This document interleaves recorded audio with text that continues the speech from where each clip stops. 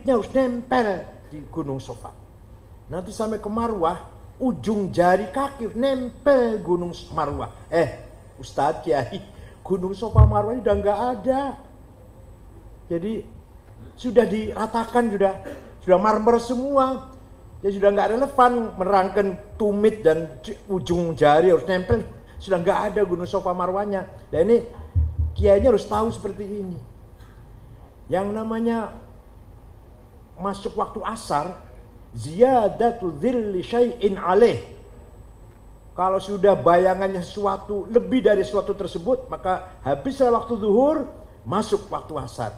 Itu kan kalau ada matahari. Nah kalau di Skandinavia kan kadang-kadang matahari cuma 2 jam. Ini gimana ini gimana Kiai Banten gimana nih? Kalau di sini sih Katulistiwa mataharinya berapa jam? 12 jam ya atau berapa? Nah kalau ini negara Swiss atau Swedia kadang-kadang matahari cuma 2 jam. Ayo gimana waktu asarnya? Kalau bayangannya sesuatu lebih dari sesuatu, jadi tiang bayangannya lebih panjang, itu masuk asar. Nah kalau nggak ada matahari, nah, monggo namanya tafaqquh fiddin. Ini gunanya tafaqquh fiddin yang dikembangkan melalui bahsul masail, melalui Munas, bukan fatwa loh, awas. NU nggak pernah fatwa, hasil musyawarah bukan fatwa. Karena Indonesia ini paling berhak fatwa hanya satu, Mahkamah Agung. Selain Mahkamah Agung tidak boleh fatwa. Ini konstitusional kalau mau fatwa itu. Paham betul? Wah siapapun yang ngaku fatwa selain Mahkamah Agung nggak sah. Makanya itu nggak menggunakan fatwa, tapi hasil musyawarah. Kalau itu gitu loh, musyawarah nasional. Nah disinilah maka pesantren harus siap menjawab tantangan zaman. Segala masalah, segala kejadian, hawadits, waqai' harus NU mampu menjawab dengan cerdas, dengan cepat. Batul Masail atau Munas itu paling 3 hari, bahkan 2 hari lah, 1 harinya pembukaan. Tapi menyelesaikan 15 masalah, itu kalau bukan NU barangkali 15 bulan barangkali. Betul, dari NU 2 hari selesai. Kenapa? Karena kita sudah menjadi yatafaqahu fiddin. Kemudian, lapal yatafaqahu fil mudhari. Kita semua tahulah, kata kerja fil mudhari ini yang mengandung zaman, hal dan istiqbal, sekarang dan akan. Maka memahami agama harus sesuai dengan tuntutan zaman sekarang dan siap untuk menjawab tantangan yang akan datang. Kalau masih pemikirannya masih kuno, namanya fil madhi. Qurannya fil mudhari. Ya sih, gimana sih nih? Qurannya fil mudhari, cara berpikir jangan fil madhi ya. Insyaallah. Bukan berarti kita ingin merubah prinsip harus kita pegang. Tapi cara berpikir tafaqquh fiddin harus sesuai dengan zaman sekarang dan yang akan datang. Contoh, sekarang memasuki era revolusi industri 4.0. Revolusi industri masuk era atau periode 4.0. Ini luar biasa. Sudah era digital, era robotik, era big data. Ini santri tidak boleh ketinggalan dalam menjawab tantangan ini. Alhamdulillah sih, dari satu sisi kita NU tetap menjaga hablum minan nas. Coba kalau nggak ada tahlilan, kalau nggak ada yasinan, kalau nggak ada jam'iahan, orang sibuk dengan main iPhone, medsos semuanya, mengurangi silaturahim, menggerogoti ukhuwah insaniyah atau ukhuwah islamiyah atau ukhuwah watoniyah, tergerogoti oleh medsos, oleh sibuk dengan main iPhone. Tapi alhamdulillah kalau kita ada tahlilan, stop dulu, HP-nya stop dulu, tahlil dulu 1 jam. Salah satu cara bagaimana kita menjaga hablun minan nas. Hadir sebagai manusia, makhluk yang berkuasa, yang mampu mengelola teknologi itu, hadir di situ. Kita tidak diperalat oleh teknologi, tapi kita pun harus mengendalikan teknologi. Apa? iPhone stop dulu. Apa? Tahlilan dulu, jamiah dulu, yasinan dulu, stop, minggir. Gitu enggak?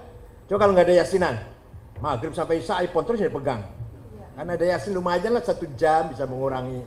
Namanya salah satu cara yang sudah efektif dan teruji, dan insya Allah sampai hari kiamat teruji itu nggak akan luntur.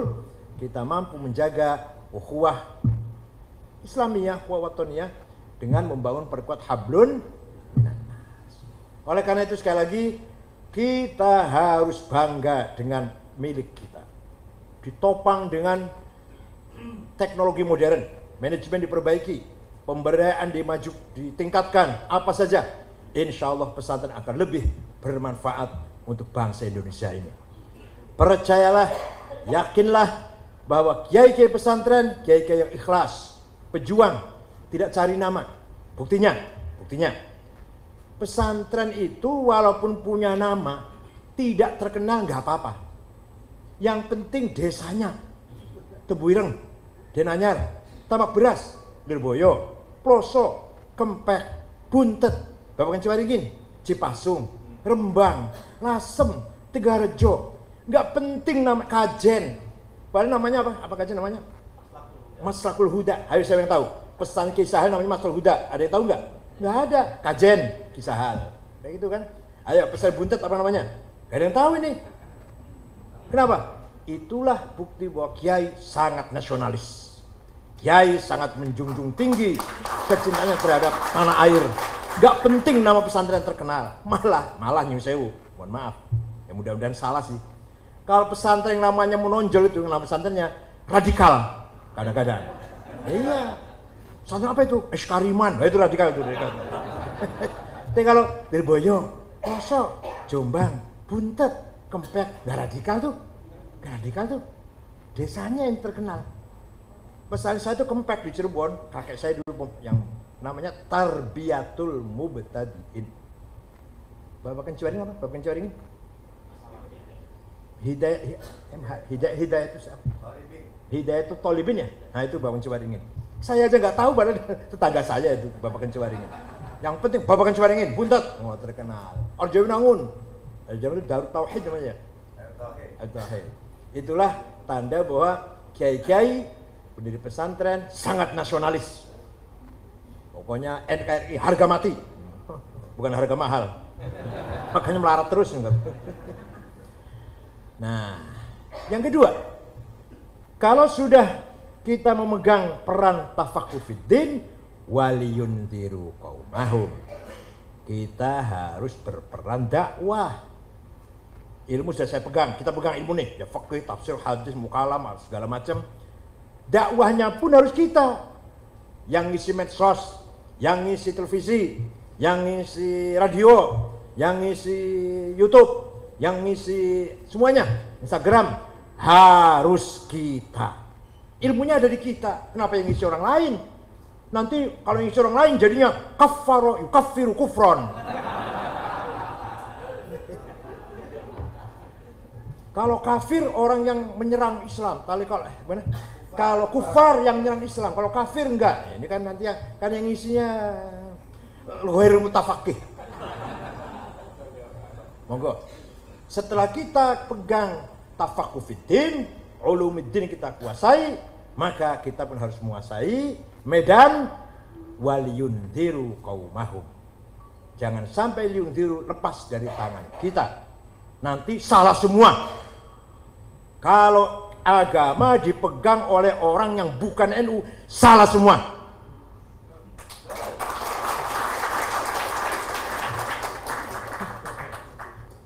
Ada yang marah, biarin nggak apa-apa.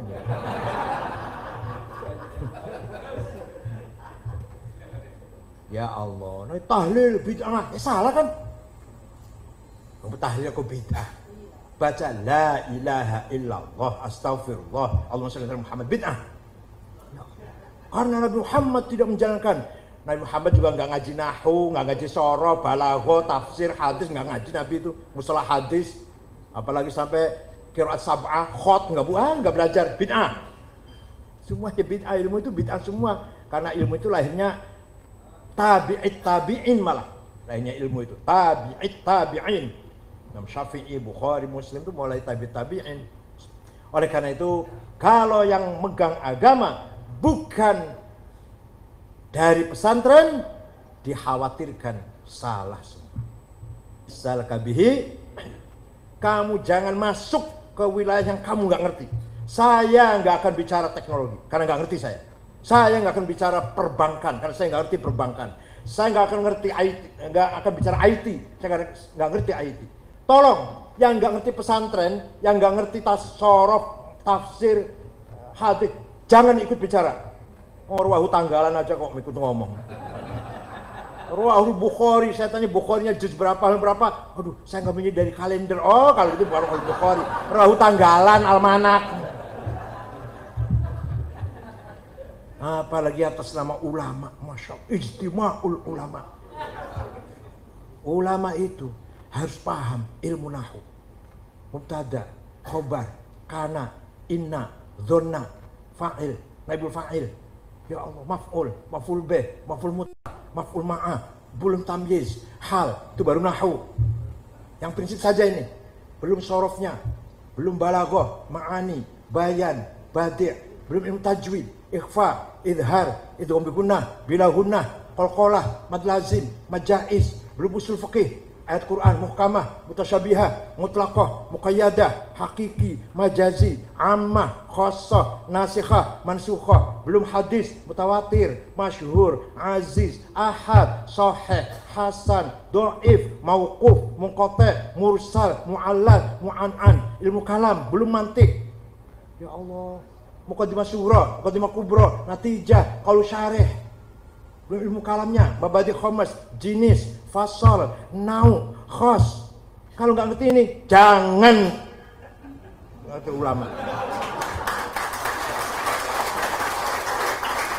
Itu ijtima'ul ulama yang paling tepat, jima'ul ulama.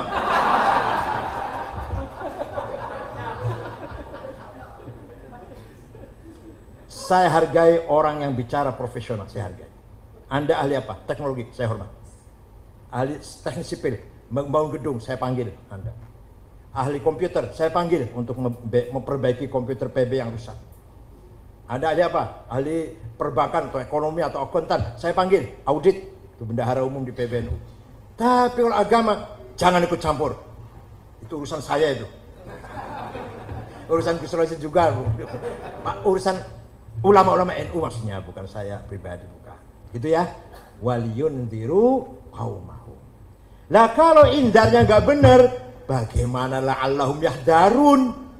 Bagaimana akan efektif?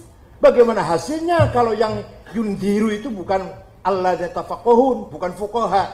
Kemudian melakukan yundiru, mundir, ya bagaimana kan? Diharapkan masyarakat akan baik. Kalau yang mundirnya saja sudah nggak benar, ghair mutafaqih, ya sudah barang pasti nanti masyarakatnya la yahdarun.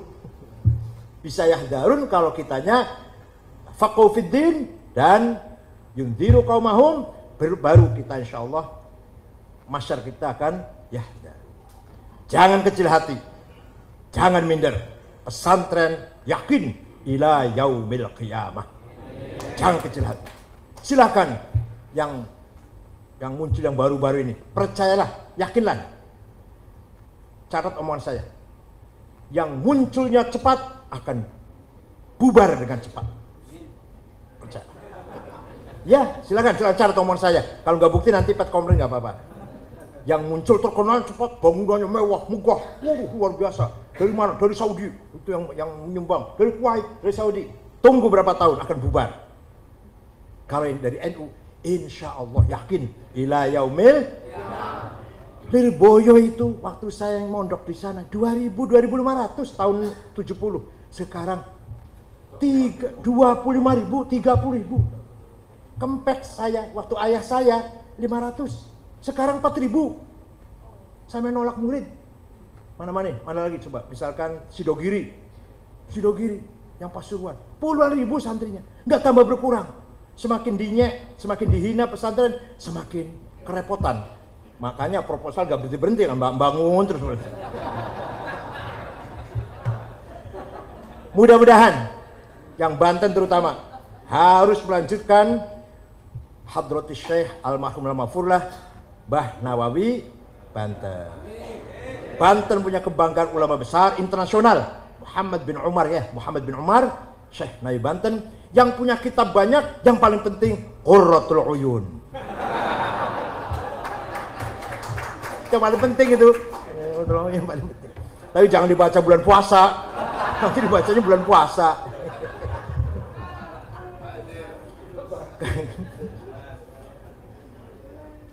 Kiai sepuh, kiai kakek kita wafat, cucunya harus bisa menggantikan. Kalau tidak, maka sangat memalukan. Jangan hanya mengandalkan kakek saya, leluhur saya.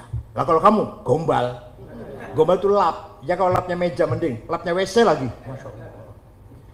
Wa syarrun alamina dawu khamuli idza fakhartahum zakarul jududa.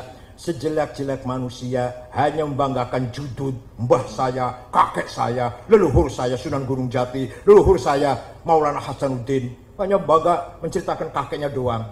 Tapi dia ente sendiri apa? Gombal. Gombal itu lap. Lapnya apa? Lapnya WC lagi. Masya Allah. Wa khairun nasi dzu hasabin qadimi aqama li nafsihi hasaban jadida. Sebaik-baik orang mempunyai keturunan yang besar dan dia pun membangun kebesarannya. Turunnya orang besar, turun Maulana Hasanuddin, Syekh Gunung Jati, tapi kita pun membangun kebesaran kita. Itu namanya khairun nas. Kalau ada pesantren, tadinya ulamanya besar, singa, macan ulamanya, sekarang kok sepi.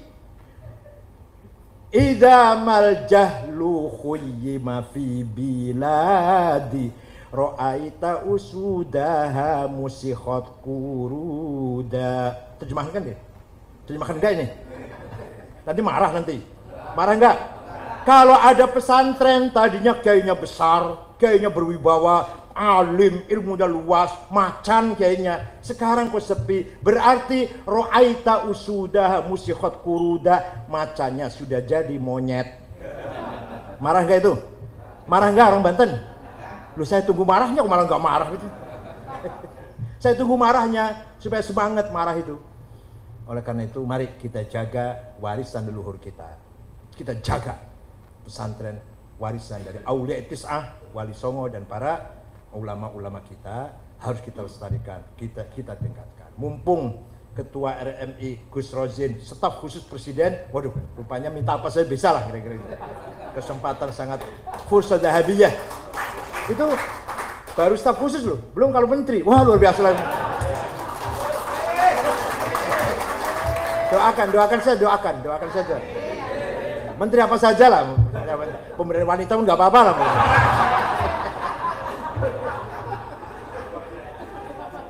Kepada yang wakif, mudah-mudahan Allah membalas wakafnya dengan berlipat. Barakallahu lakum wal usratikum wal waqifina jami'an. Selama pesantren nanti tanah itu dimanfaatkan untuk kebaikan, maka setiap itu pula yang wakif dapat kiriman, dapat transfer dari kebaikan yang diamalkan di atas tanah yang bapak-bapak, ibu-ibu wakafkan itu. Syukran wa dumtum fil khairi wa barakati wan najah. Wallahu yahfadzukum jami'an min ahati wal afat wal mihn wal fitan wa khususan mihnatul wahabiyah wa fitnatul irhabiyah.